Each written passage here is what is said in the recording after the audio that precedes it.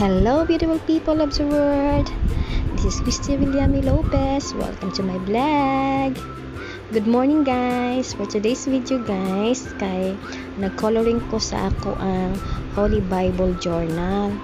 So, at this time, gipili na ako ang verse na Micah 7:8. So, at this time, nag-color na ko sa monkey, sa flowers, o sa text niya, o sa kaniyang poste. Ako na siyang gipang-enhance, so gidugangan ako ang sa mga text para gilighter na ako para maklaro ang text. Then, ako na po nang butang outline, guys, para mas ma-emphasize pa ang drawing. And nagikuluran na ko ang flower, ang monkey, ang poste, ang text.